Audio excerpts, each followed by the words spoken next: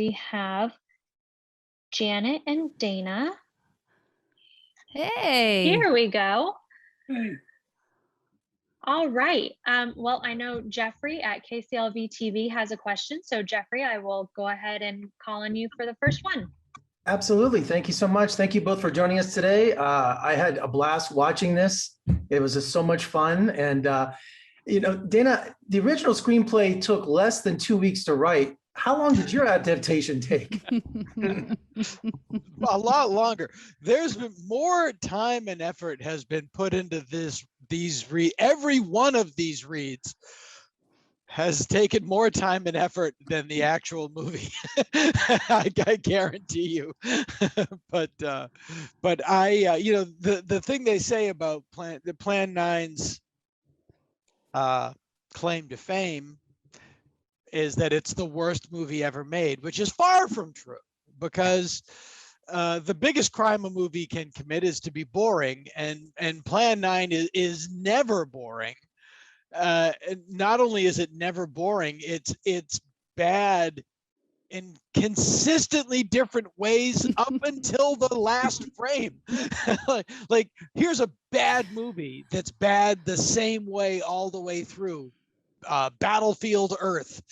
That movie, it's bad, and then it's the same. Plan 9 is like the Richter. It's like it's beautiful. It's a masterpiece. I mean, it is a masterpiece of being totally absurd and wrong in so many ways. That's really well put. And so much, there's so much heart in it. He loved it so much. Ed Wood loved that movie. You can feel his love in every frame, even as it is totally bewildering you. That is true. and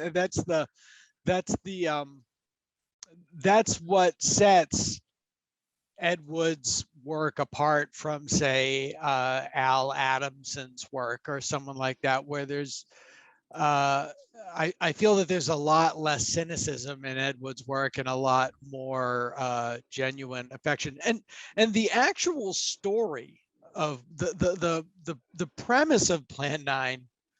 It's not a bad premise. It goes downhill from there. but I get the idea. I can see that working. You connect the red string on the pictures on the bulletin board that is the plot of the movie. Yeah, exactly. Yeah. Thank you. Anyway. I have a question from Sean Kernan, who's writing for Regional Media. A question for both of you. What instructions did you give to Laraine Newman regarding her narrator character? Oh, she was so great. None. I didn't need to.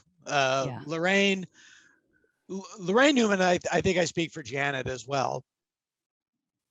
Laraine Newman is one of those people that I can't believe I'm friends with, because I came of age watching Laraine Newman on SNL, and I,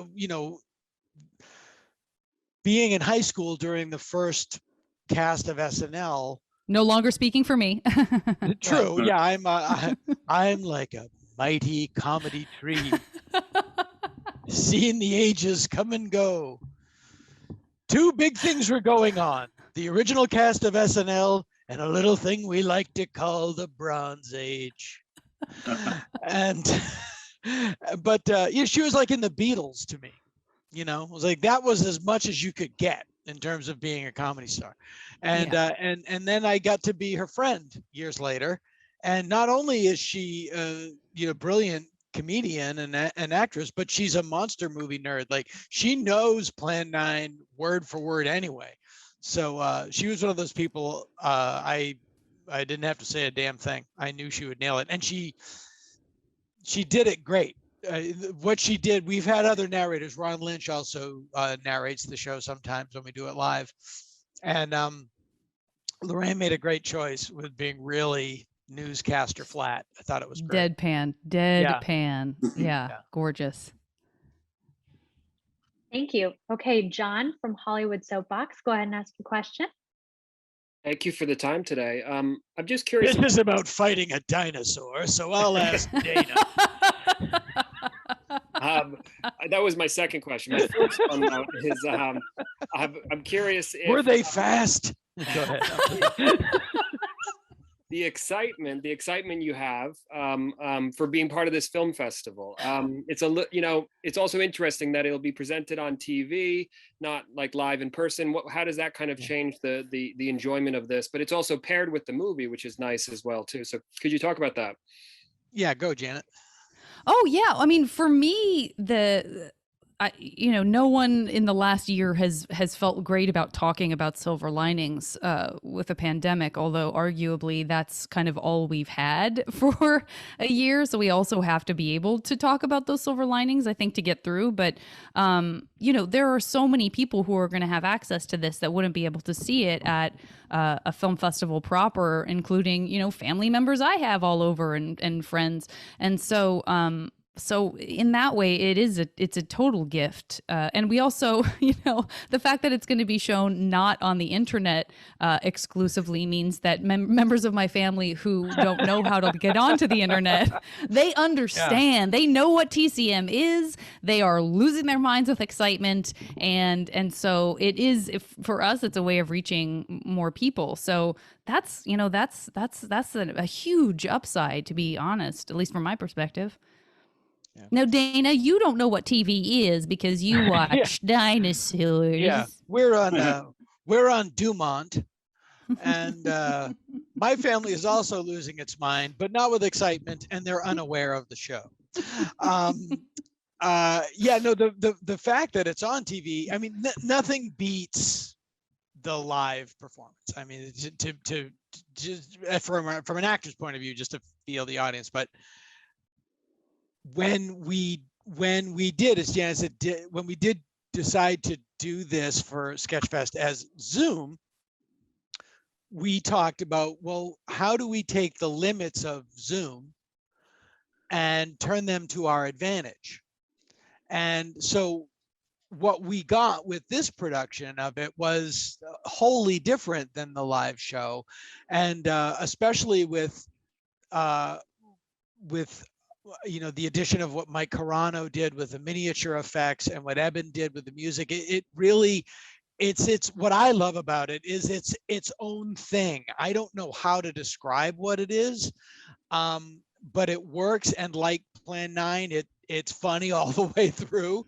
And the fact that it's on TV and paired with the actual movie is actually, for me, it's a big deal. Like, It's one of those things like,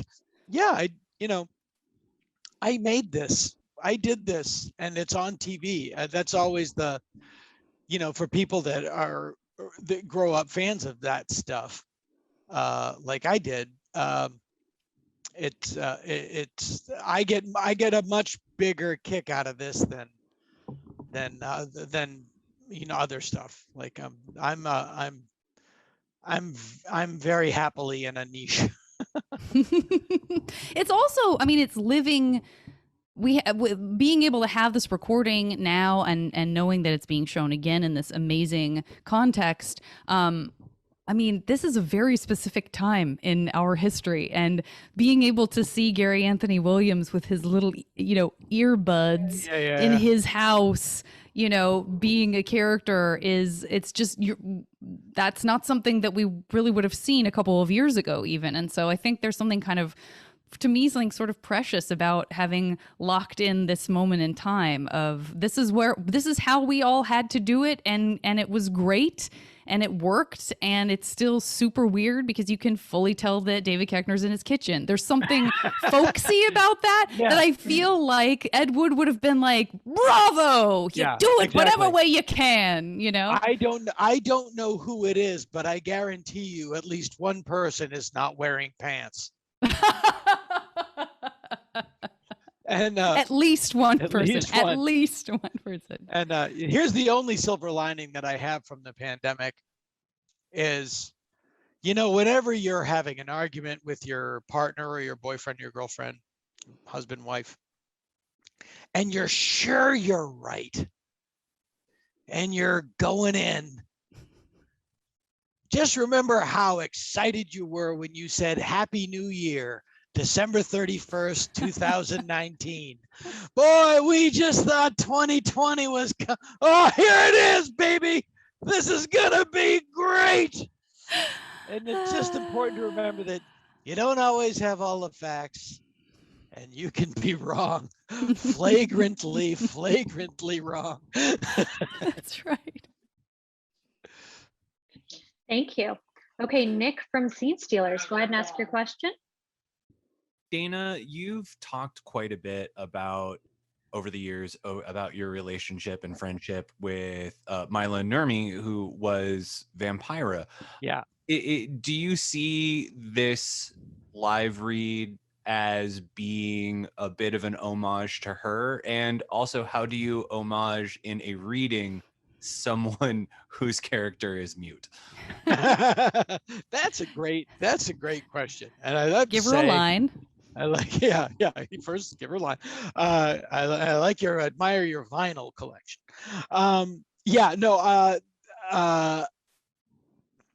I always wanted the Vampira character in the live show because she's such an intrinsic part of the movie, even though she doesn't have any lines. She did have lines in the script. Mila didn't want them.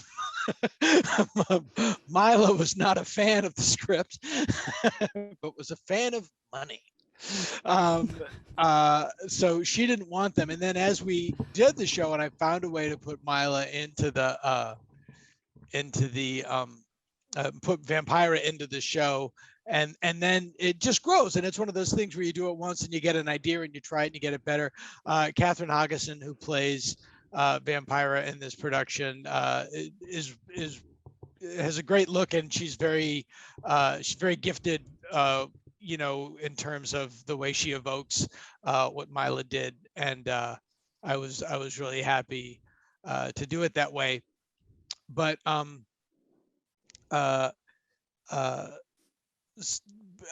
think that Mila would have liked it and approved of it.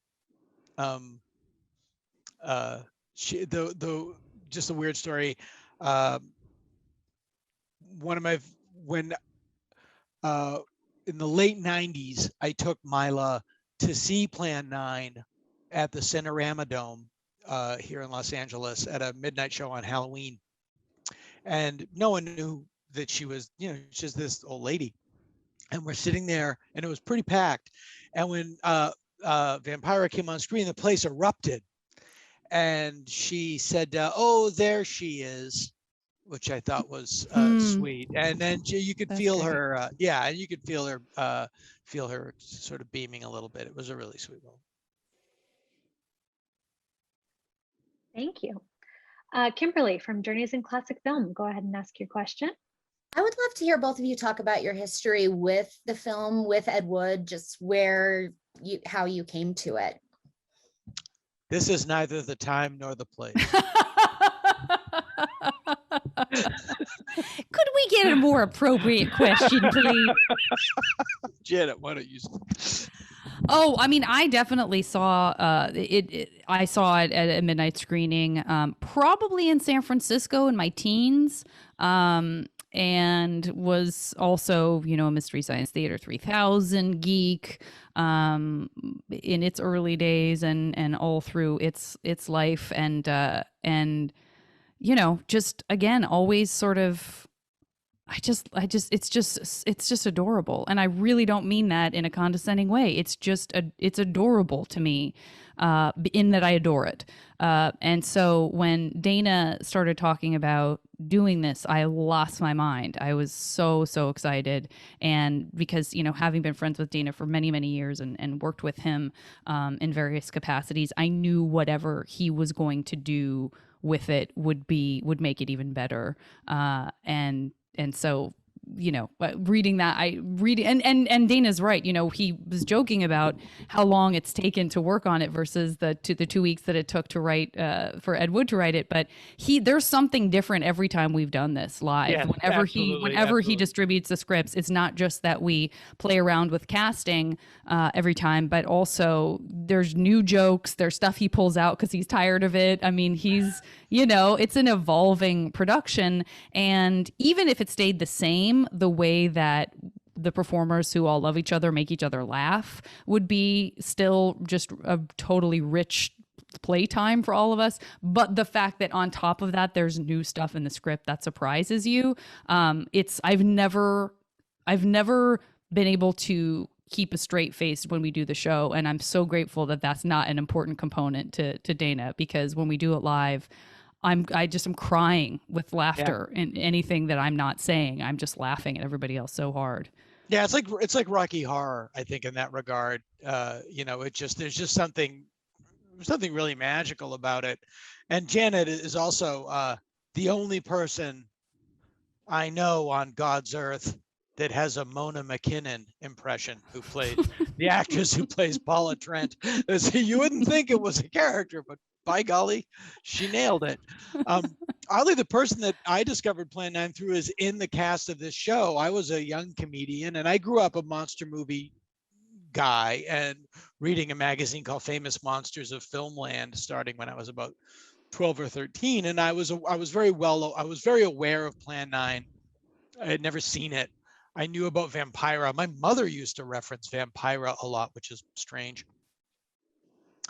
But I'd never seen it. I moved to Boston, and I was starting out as a comedian, and I was friends with Bobcat Goldthwait, and Bobcat and his friend Tom Kenny, who has done the show, and you may know is the voice of SpongeBob now.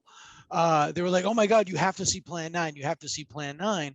And back then we had video cassettes, and I watched the movie, and my head exploded. And to watch it for the first time with Tom Kenny and Bob Goldthwait is a real gift, and a guy named Dan Spencer. It's a real gift, and I got it instantly. It's hilariously funny, and it's all the stuff that we love, and it's the event horizon of nerd culture, and it's great. And when Bobcat, Bobcat has a tattoo of Ed Wood on his arm, because I was going to say bicep, but let's be honest, it's on his arm.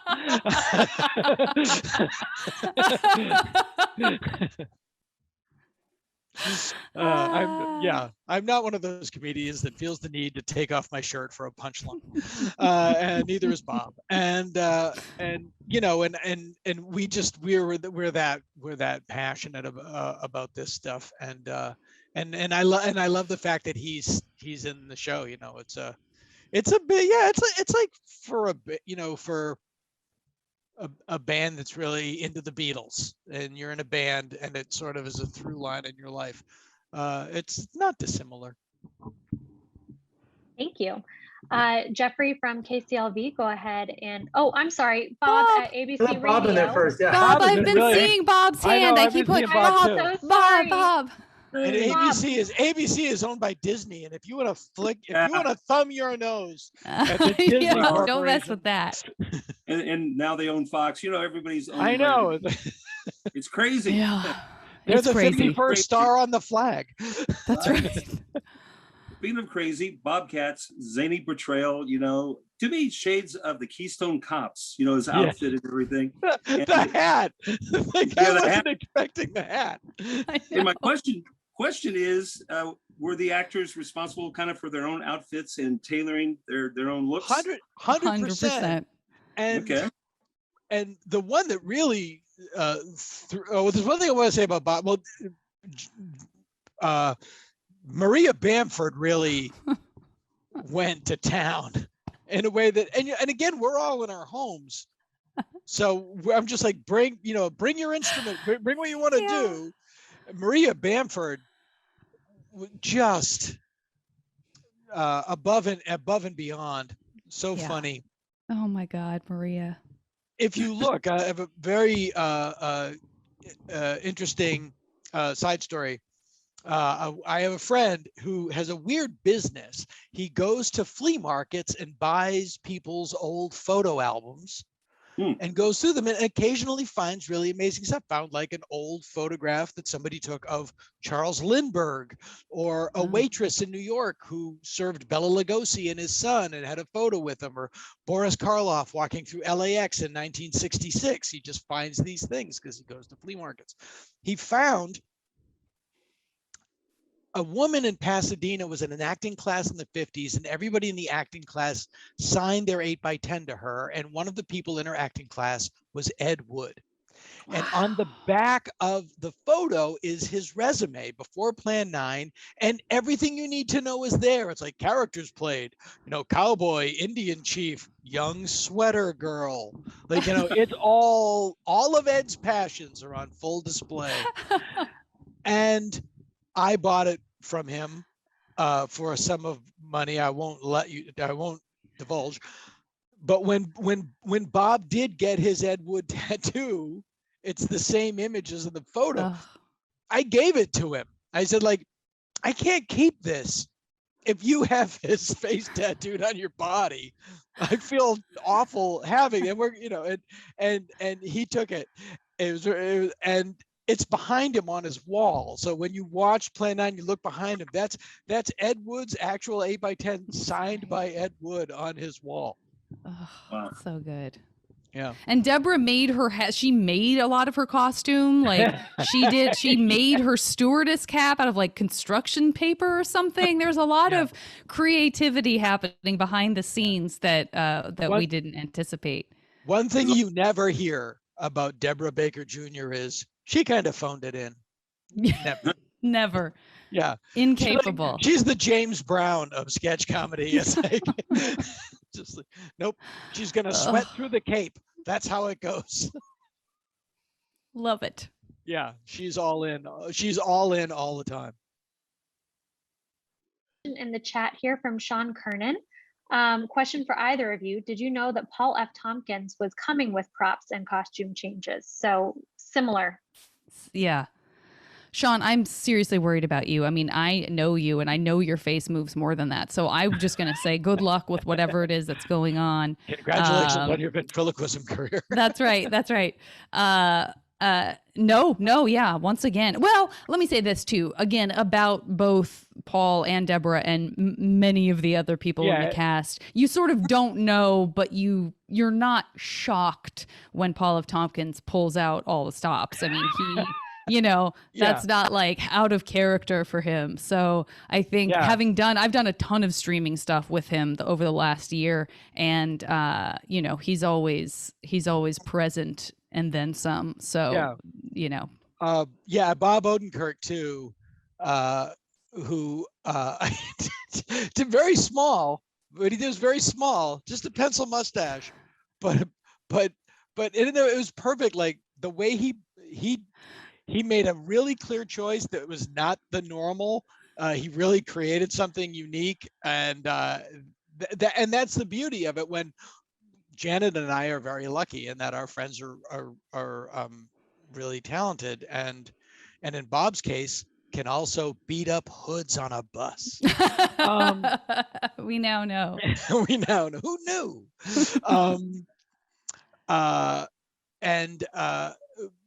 So it's like, I don't know what Paul's going to do, but I know it's going to be great. And it's almost like, I don't want to know. I want to see it when it happens. I don't know what Bob or Deborah are going to do, but I know it'll be great. I'll see it when it happens. I burst out laughing when I saw Bobcat in that hat. So good. Wasn't expecting. Thank you. Okay, now to Jeffrey at KCLV. Dana, I just want to say the first time I saw Plan 9 from Outer Space, it was in pieces in a documentary when I was 16 in 1982 called It Came from Hollywood. Oh, and sure. Yeah, I know that documentary. That's my first experience with it. But I wanted to ask you about pop culture because, among comedians, because in Jerry Seinfeld, in the famous Chinese restaurant episode, they were going to see Plan 9 from Outer Space. So I didn't know, because your association with the show and with him, was that something discussed a lot about Plan 9? No, I did not get Plan 9 to Seinfeld, but I do take credit for the another pop culture icon making it to Seinfeld, which is the Buddy Rich tape.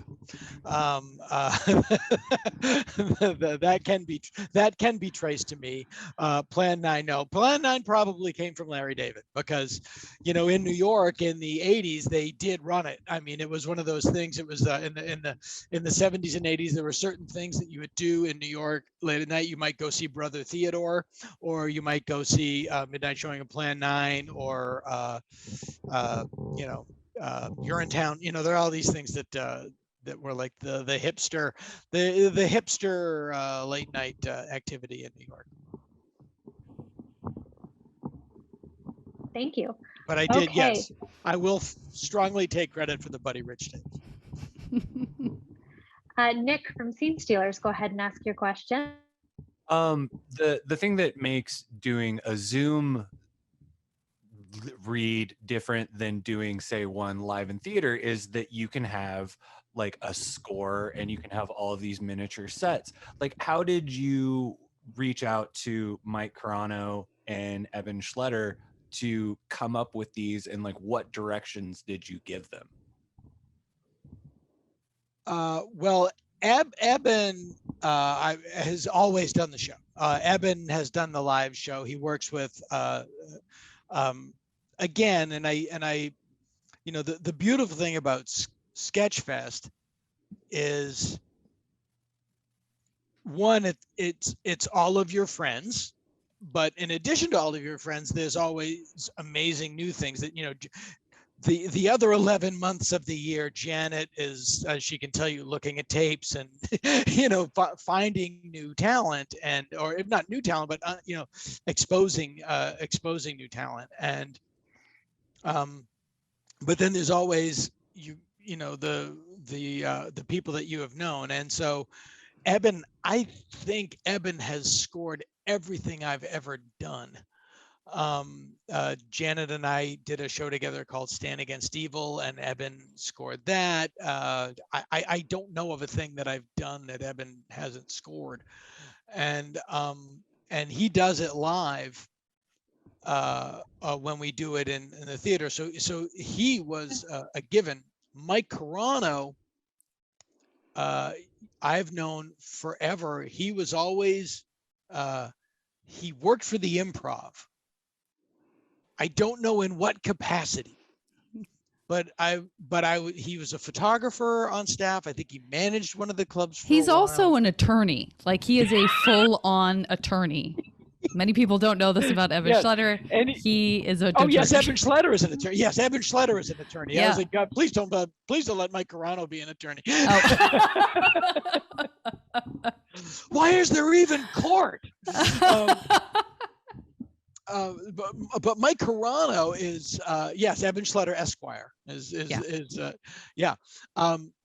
Mike Carano is a truly unique talent and a gadfly, and one of the best follows on Instagram.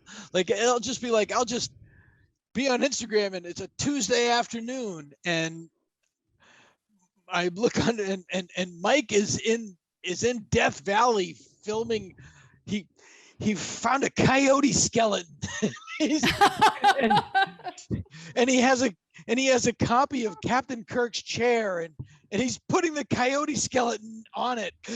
Like, he's a true artist. And he does these little models on his Instagram thing, and I literally just said, would you ever want to, when we decided to do it on Zoom, I said, do you want to come up with something? And it really was one of those things where, like, I thought he would do 5% and he brought in 90%. It was like, you know, not only do we need this, but if we film it in black and white on this filter, everything will be like, he really, we didn't know how much we needed him. Yeah. Put it that way. Yeah. And I would say too, my memory of you asking him was like, if there's a way I could have gotten the email that he was in faster than the email in which you posited asking him. Like it was like, I could ask Mike, he's in. Like, he didn't even finish typing. Yeah. He knew. I mean, he just immediately had all of these ideas, and it was amazing. Yeah, Mike Carano, Carano. Follow him. It's I just want a camera crew following him around all the time. it's that great. All right, we have time for probably 2 more questions. So I want to turn to Bob first to make sure I haven't been ignoring him. Oh, thank you. And great chatting with you guys, Janet and Dana. You guys are terrific. Mom. Oh, thanks for taking the time, y'all. Oh, sure. Now, your production values seem a bit stepped up from the original movie. I don't know. Again, perhaps a similar budget, but I'm curious what effects were the hardest and what were the easiest to pull off? For me, and then I'll let Janice. From all of the miniature stuff was Mike, and again, everything came out so much better than it had any right to come out. For me, it was working the green screen zoom filter, but my backgrounds are photos of Mike's miniatures. It's that, like, Mike sent out to everybody is like, we just let you do some things. I built a miniature of the cemetery. I've taken some photos of it. If you want to use it for your background, it's like, oh, okay, great. It's like, he was really like Q in the Bond movie. Now this here looks like an ordinary sunscreen. Yeah, it was like he really, but that was the thing, it was mastering the technical thing. But Janet and I talked about it beforehand, like, we wanted to turn the limits of zoom into benefits. We wanted, what's the reason? What is the reason to do this? And it was that. Yeah, and it was edited by our festival director Jay Wurtzler, who is like sort of administratively a god for SF Sketchfest, because we are this very small organization, and he has shown that he's kind of the Mike Carano of Sketchfest, in that something has yet to be asked of him that he can't figure out or do already, and he really became. He already had sort of some experience editing and live editing and stuff with Zoom and with regular sort of cinematic techniques, and he really dove in and was figuring out like what all was possible for us on the editing side and the production side, and so he really deserves all of the kind of piecing it all together and choosing, which shots to use and close-ups versus, group shots. But what seems funny to me now is that there was actually a point at which, like, I was worried that my partners wouldn't want us to turn it into black and white. And now I feel like that was the stupidest thing for me to be worried about. Like, of course they were going to be, because Dana and I were like, we should do it in black and white, right? But I think at the time there was a sense of like, well, we're already going to be removed because it's Zoom and we're used to doing it live. And when it's live, of course, it's in the full color in which we all see with our eyes, unless we're colorblind. And so there was this sort of shifting moment of like, I was like, well, let me just make sure that it won't feel too static to my partners, because again, we're also live presenters. And so we wanted people to still feel engaged. And it was kind of a tentative email. I was like, well, Dana and I, and now hear me out, think that we should probably, and again, it was like, before I could even finish the email, they wrote back and were like, of course we should do it in black and white. But there was a moment where maybe we wouldn't have, and that would have been such a mistake, Yeah. There's a interesting story that Scott Alexander, who co-wrote the movie Ed Wood, told me that they were doing Martin Landau's makeup test at Rick Baker's studio to make him look like Bela Lugosi, and they were looking at it, and Tim Burton was like, there's something about it that doesn't look right, and I can't put my finger on what it is. And then he just turned the color off on the monitor, and it went to black and white, and he goes, oh, now it looks great. And that's when they decided that Ed Wood would be in black and white. It was not originally intended to be in black and white. And it was literally like, these people, Bela Lugosi looks weird in color. Yeah. And so when it's a stage show, of course it's in color, you're in the world, but when it's presented on video, it again, it was like turning Zoom into a benefit. Yeah. Okay, we are right up against time here, but Kimberly at Journeys in Classic Film, I want to make sure you get your last question in. Potentially a broad last question. I was wondering if either one or either of you had thoughts on or would share your experience, history with classic film growing up, just more general, how that shaped you, affected you. Okay, well, Dana will be talking. I was going to say, so that question's intended for me. No, I will defer to Dana because, like Bobcat having a tattoo of Ed Wood on his bicep, we call him Buff Cat. So I don't know why you didn't say bicep, but my experience with classic film was definitely more limited than Dana. I mean, I can't, I can talk about iconic movies, but I feel like if I answer first, then Dana will be like, okay, now let's go to town. So I'll let you answer, Dana. Janet's very young, so yes, I love a good classic movie like Caddyshack. I saw Young Frankenstein before color had been invented. So that classic film, I mean, it is a classic. Let's not lie to ourselves, but yeah, well, to me, it was more important than I mean, it was. I have to be like biographical. I'm the fifth kid of a 6-kid family, and I was very much the runt of the litter. It became, I was one of those kids. I read a lot. I watched a lot of movies. I lost, wasn't a big athlete, and so to me it's second nature. It's just sort of the language that I speak, and there's and I find that kid goes 3 places. That guy who grows up watching those things goes into comedy and is me or Bobcat or Tom Kinney, goes into special effects makeup and becomes Greg Nicotero or any of Rick Baker, or goes into heavy metal and becomes Brian Posehn. I was about to say Posehn. Yeah, or Kirk Hammett, or I mean, Brian's a comedian, but he's Grandpa Metal. But those are the 3 things. They become cool and become musicians, or they stay dorky and go into comedy or special effects. It's really fascinating. It's very, very, very rare you meet somebody that was into that stuff that's not in one of those 3 fields. This was great. Thank you so much, everyone, for joining. To all the reporters, I will have an audio recording of this available for you in just a couple of hours. So thank you, everyone. Thanks, everybody.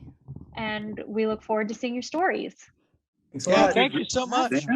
Love your Twitter, Dana. I read it every day. Thank you very much. Thank you. Thank you very much. You guys were wonderful. Thank you. I appreciate it. I appreciate it a lot. Yeah. Thank you. Bye, everyone.